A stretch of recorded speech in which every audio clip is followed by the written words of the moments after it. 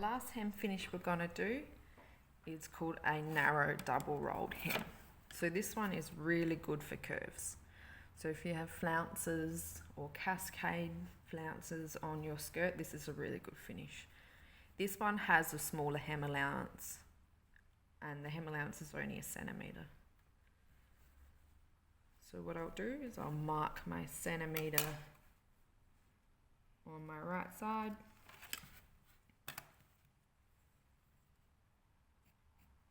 And I'll do it on a straight piece, and then I'll do it on a curve so you can see what that looks like.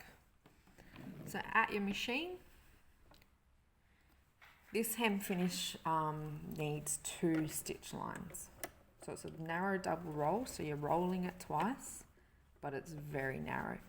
So the first one should sit, if you were to fold it, it should sit in line with that mark you've done. So it should either be up to the mark or less than the mark. So very narrow. So if you look at my fold there, if I flip it over, you can see it's a little bit narrower than my mark here, which is fine. This is quite a tricky finish, but it looks really good if you can do it right. So right on the edge of that fold, I'm going to stitch.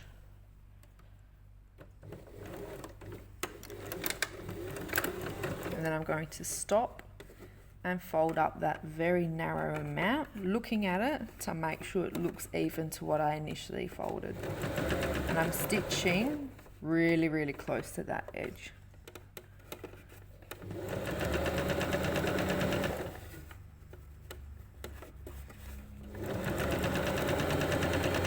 This fabric's really good because you can finger press it because it's cotton, and cotton's really good for that.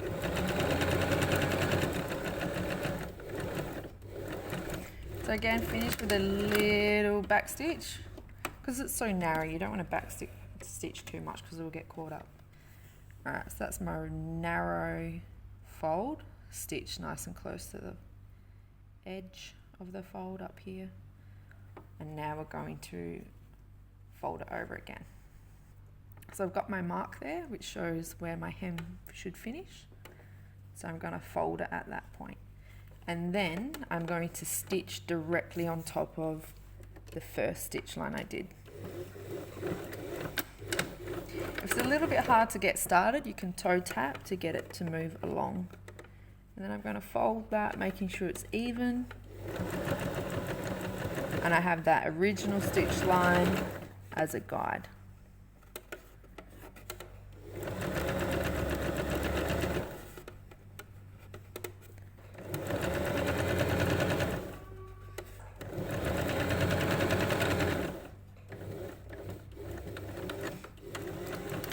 Teeny tiny reverse, and then trim your threads.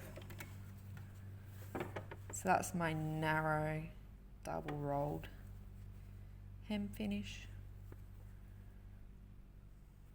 And what I'm going to do, I'm going to show you on a curve.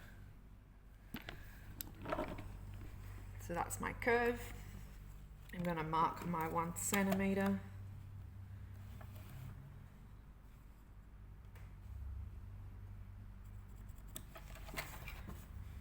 Both ends.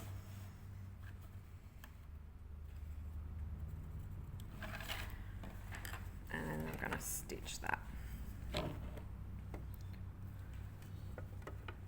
So again, you've got to fold it in a real narrow amount. Just check to make sure it's either up to that mark or less. It's a little bit less, which is good. And then I can stitch that. Now, because I'm kind of starting on a triangular end, my machine may not want to pull that through. So I'm going to pull my threads at the back, get it into position so it's nice and close to that folded edge. I'm going to just prepare the next little bit, and I'm going to grab my threads and toe tap to get that started and pull it through.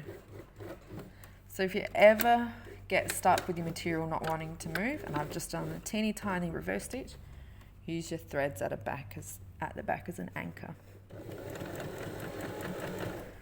So when you're going around a curve, you've got to stop, readjust your fingers, fold in an even amount, and you've got to keep your fingers there to keep it nice and flat as you go around.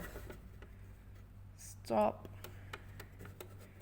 refold, do a little finger press, and I'm kind of pulling it taut like that and keeping it nice and flat. Keep going, nice and close to that fold, stop, repress, pull it nice and tight.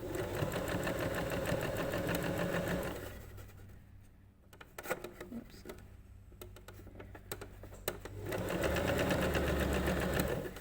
Keep going all the way to the end.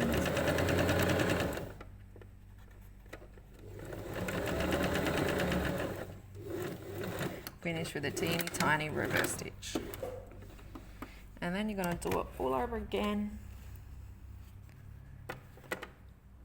using that stitch line as a guideline. Alright, so I've got my mark there, so I'm going to fold it at that point. Pop it under my machine. Pop my press foot down so it lines up with my stitch line. Grab my threads, toe tap to get started. Pulling those threads, little reverse, and then keep going. So fold it over, finger press, have it nice and flat, and pull it a little bit so it's taut. And stitch on top of that stitch line. Readjust and keep going.